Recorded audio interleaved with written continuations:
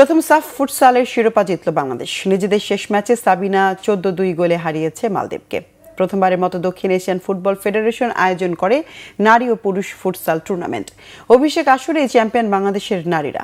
রবিবার নিজেদের শেষ ম্যাচে মালদ্বীপকে গোল বন্যায় ভাসিয়েছেন সাবিনারা। 6 ম্যাচে সাবিনা খাতুনদের পয়েন্ট 16।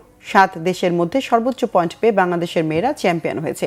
থাইল্যান্ডের ব্যাংককে শুরু থেকে আক্রমণাত্মক ফুটবল উপহার দেন সাবিনা মাসুরারা। যদিও ডিফেন্সের ভুলে প্রথম গোলটি হয়েছে বাংলাদেশের জালে।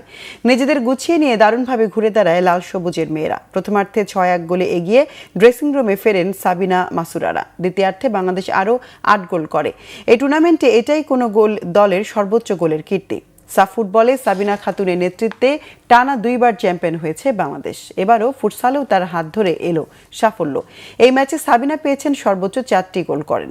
টুর্নামেন্টে 13 গোল করে পেলেন বাংলাদেশ নারী ফুটবলের প্রথম সুপারস্টার। সাফ ফুটসালের প্রথম শিরোপা উঠল বাংলাদেশের হাতে।